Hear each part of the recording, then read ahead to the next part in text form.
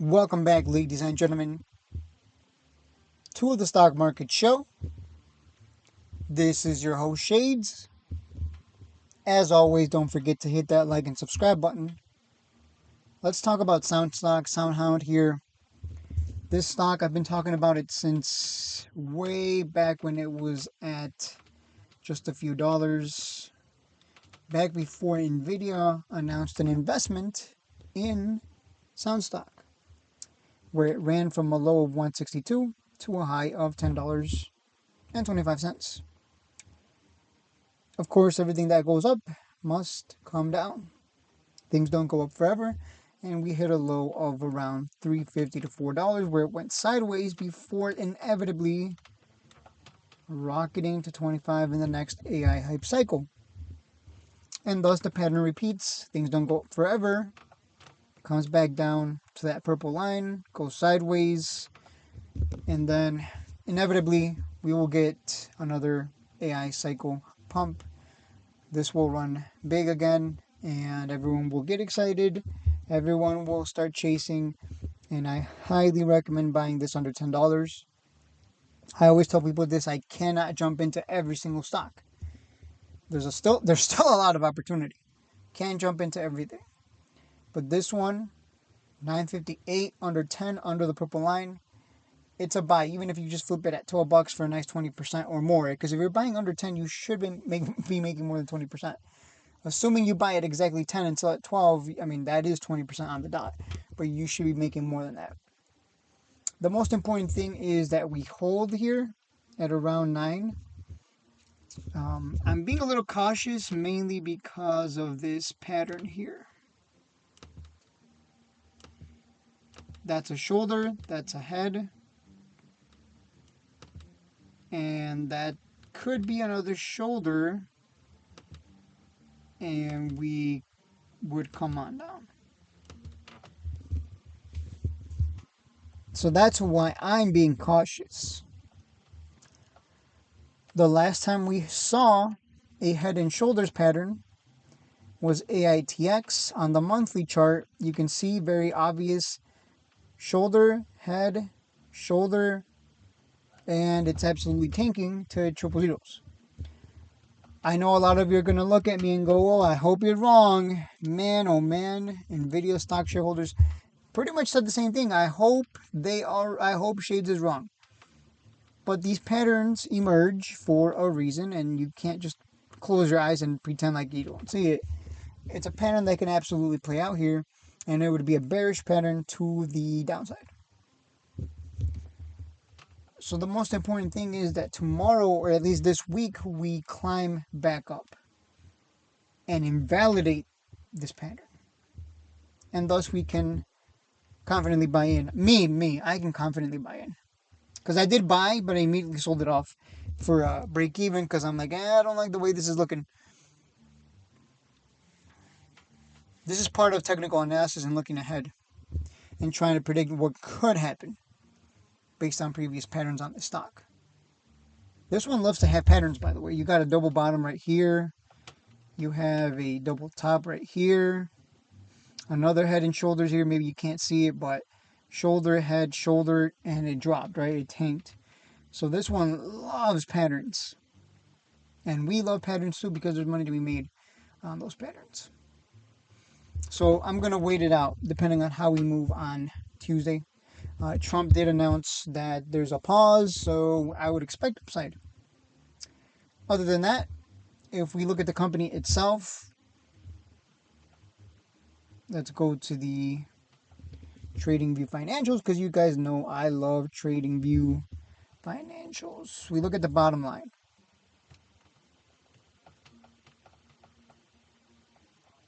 And we see the stock continues to nearly 50% its revenues every year. Here it almost doubled it from 2023 to 2024. We look at Q1, 29 million in total revenue. Q1 of 2024, 11.59 million. Huge increase, over double in revenues. So when you look at the bottom line, you realize, okay, clearly they're making money and they're making more. And that's what we love on this channel. We love stocks that perform like this on the revenues. They just continue to grow more and more. What you would hate to see is kind of like GME, where the revenues just stagnate and go nowhere, kind of just go sideways. They just keep right. If you own a company or a business and your business just keeps making the same amount every year, that kind of sucks. I'd rather invest in something that just continues to grow its revenues because there's just so much more demand every year for your product or service, right? That's just me personally. Obviously, there's nothing wrong with having a business that makes, consistent monies for you to keep a roof over your head and feed yourself and your children. Nothing wrong with that. Absolutely not. But as an investor, I'm going to choose what's just getting so much more demand every year, every quarter, that we're just seeing these revenues rocket. Soun stock, if we take a look at, well, analysts are saying it's a buy. But if we take a look at the headlines, the PRs,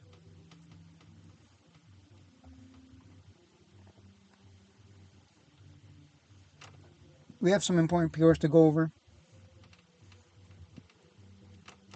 I know a lot of people made fun of SoundHound. I remember that SoundHound short report.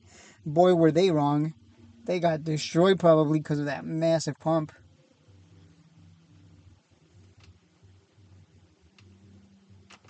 So let's just go through these quarterly here.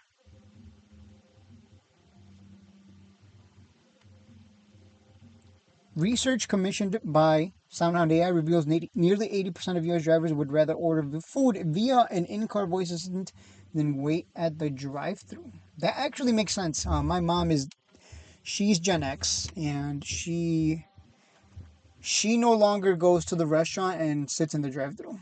Now she orders everything ahead of time and just goes picks it up. She would rather actually just walk inside and pick it up. She doesn't even want to sit at the curb. So if my mom is any representation of people getting with the times, because you guys know how it is, right? You either get with the times or you get left behind. Stick with your legacy solutions or move on. Either you got a brick for a phone, or you got a smartphone, right? Either you have an internet or you're not using internet at all. Either you're using MySpace. Is it MySpace? Was it MySpace? Or yeah, if you're using MySpace, that's just weird at this point in 2025. But you get the point. Something always comes along, and the people adapt. When you see something like that, and it starts becoming ubiquitous, like I said, you're going to get with the times. And there's a lot of money to be made by that company that introduces this technology. I mean, look at the internet companies, right? In-car voice ordering is poised to transform restaurant revenue by unlocking a $63 billion opportunity among on-the-go consumers. And you know what? I'm a lazy millennial. I never go to restaurants to get my food. I always have it delivered, and I'll tip the DoorDasher a nice $10 because of the covered calls and the puts pay for it, so I don't care. But when I order food, I don't even go to Walmart anymore. I don't really go anywhere. Everything just I can afford to have everything delivered to me, so I don't really care. You know what I'm saying? So if I'm any representation of even a percentage of the population, there's a lot of money to be made. I mean, we're living in an age where we're going to go through quite the transformation. Now, as an investors, we're going to take advantage of that by buying, SoundHound and the many other stocks that are out there that are poised to take advantage of the AI revolution or quantum revolution.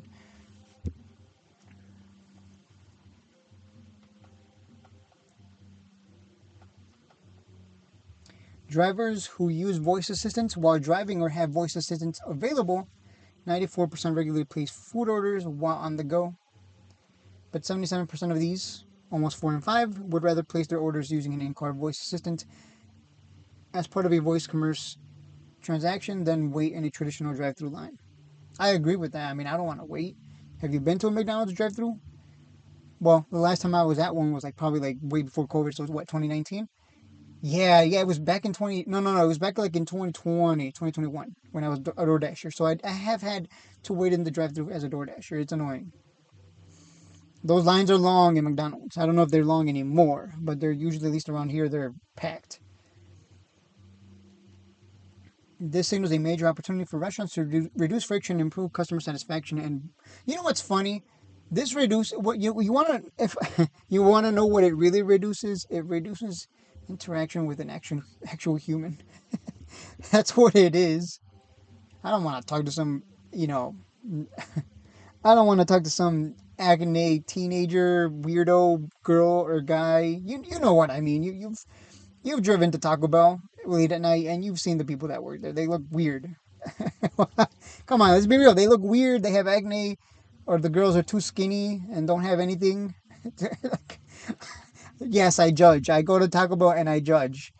Well, back then, again, I haven't. I just order everything, but yeah, I've been to restaurants and I'm like, damn, people like that exist. But no, I'm really getting off topic now. This signals a major opportunity for restaurants to reduce friction, improve customer satisfaction, and boost throughput. Yeah, it improves customer satisfaction because I order my food as on my way to the restaurant, and I can just go in and pick it up and be on my way. Ideally, I don't even have to talk to you. It's just there for me to grab off the shelf, or I just show you my phone and you just give it to me or something.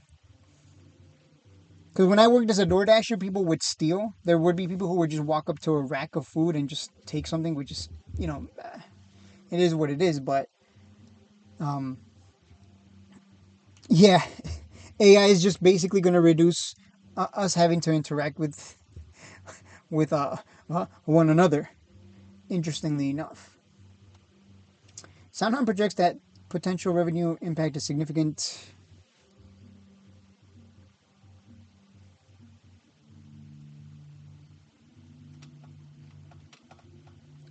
82% of those who make impulsive on the go purchases say their purchases are inspired by hunger. Oh, yeah, you can't, man. No, no, yeah, this is kind of, yeah, it's all psychology. They'd like to use an in car voice commerce if available. When presented with the use case of en route food ordering, 76% were interested.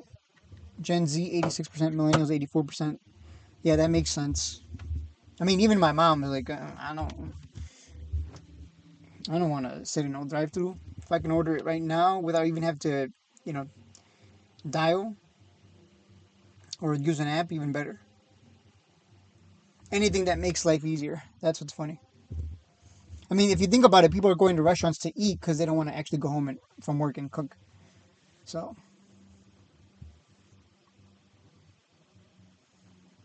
consumers want faster and easier and safer ways to order, aka humans are lazy. And if you can have everything delivered to me, I will take advantage of that. That way I don't have to go out of my way to drive to the Walmart, pick everything out myself. Screw that. That's a waste of my time that's better spent, looking at stock market, drawing, gaming, whatever, anything I want at that point. So that's kind of how it is, right? We're kind of going to get lazy here. That's a great business. People are lazy. How do we take advantage of that? They want faster, easier, and safer ways to order while on the move. Well, I don't move at all. That's why I'm so fat. I used to be skinny when I used to actually go somewhere.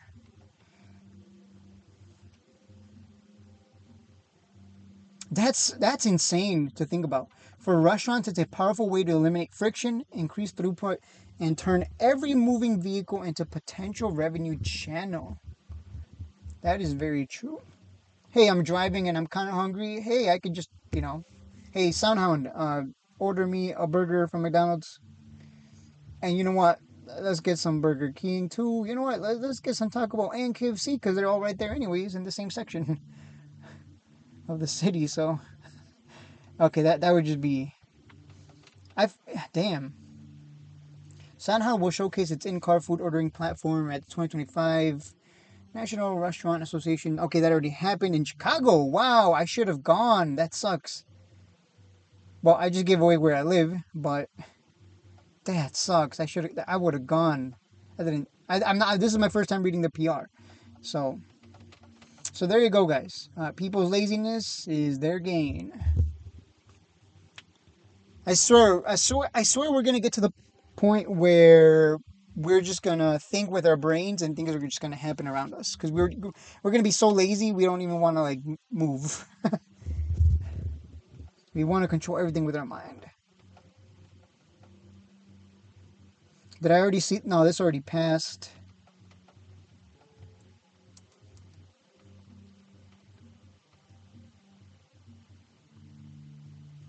Okay, so their first quarter up 151%. Again, reflects how much demand there is for what they have to offer. On top of that, a strong cash position of 246 million and no debt. What more could you want? If you're Warren Buffett, you're like, hell yeah. So I give this stock a buy. Sound a buy. Someone said something about they're getting sued. Hey, I'm getting sued, okay? And you're getting sued. Whatever. Who cares? We're looking at the company. We don't care about the litigation. What are they even getting sued for? I bet that guy was just making things up. How much do you want to bet they were making it up? Is SoundHound AI being sued? It is? Let me read that.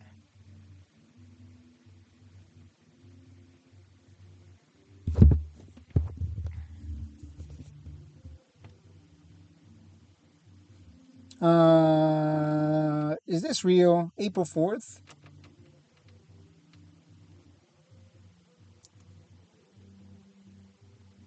Sued for security violations?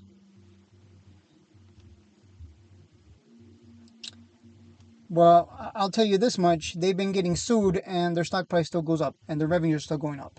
So what does that have to do with the company? That's my question.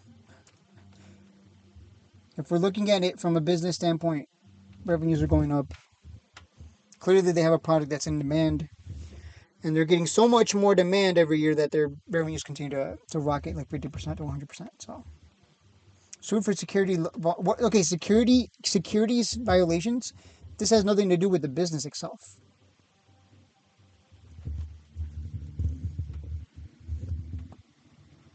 Case details.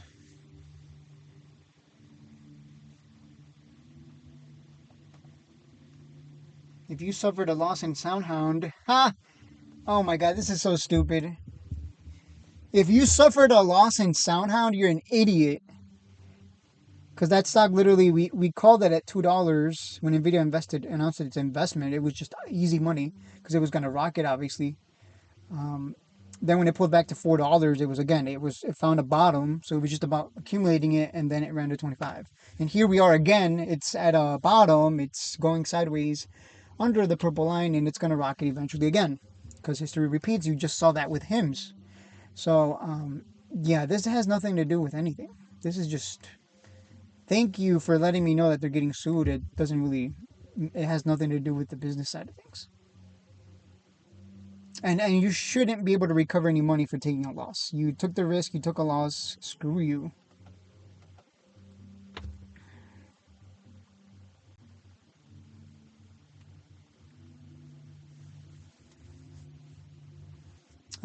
Okay, that's it. That's all there is to it.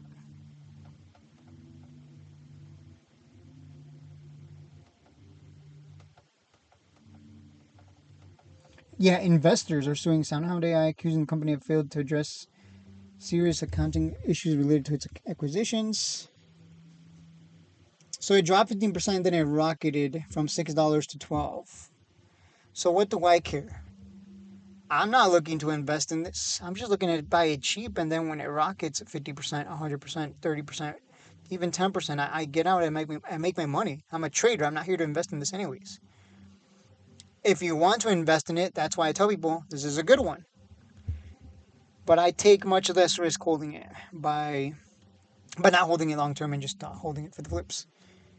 And I don't go all in, so this is not even concerning to me at all. For me, at least.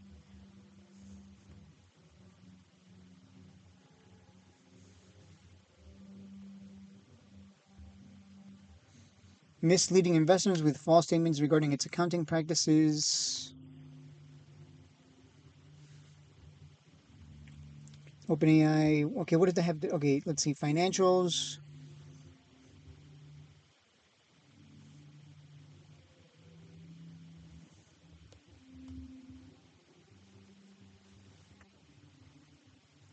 And okay, March 4, 2025, SoundHound disclosed that it could not file its 2024 financial report on time due to the complexity of accounting for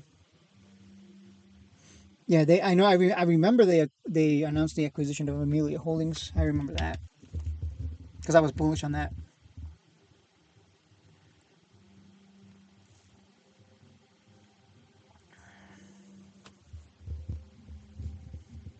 So what? Are people upset because it dropped 15%? Is that what it is?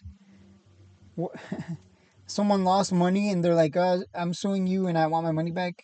That's what it would sound like. I could see that because people are that's that way. People don't want to lose in the markets, so they sue the company hoping to, essentially they want to play for free, right?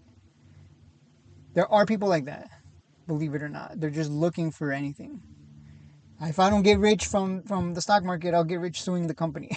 Give me my money back. No, no, they don't even want their money back. They want, they want millions. That's what they want. They just want to get rich one way or another. I know those. I've met those kinds of people. It's usually people that are on the poorer side. Wink, wink. Um, Wink, wink, wink is all else I'm gonna say.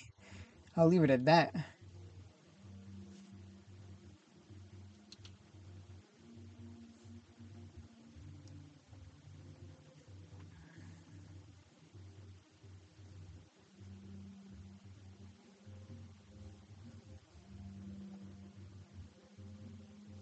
The ongoing challenges in lawsuit has led to the company stock falling nearly 15%.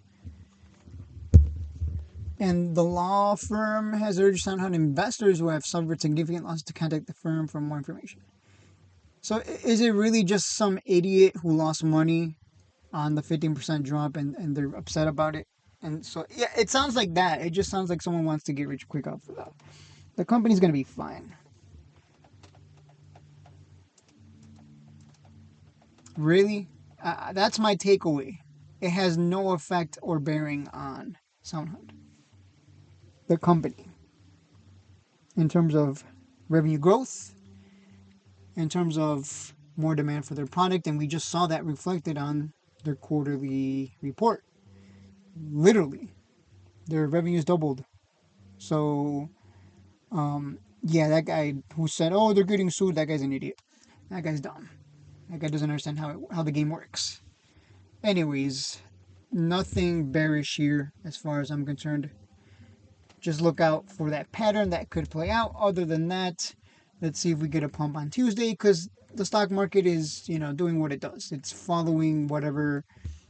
If Trump opens his mouth, stock market drops because oh no tariffs. Then there's a pause and then we pump again, and thus the cycle repeats. In fact, if he just shut up about tariffs and just said, "Hey, everything's fine, no more tariffs, nothing. We're done with this whole tariff nonsense," the stock market would just start. You think it's rocketing now? Just you wait. This ain't no bull run just yet. Just you wait. Anyways, the stock market continues to climb higher over the long term. We've seen Soundhound dump and recover, and it will do it again.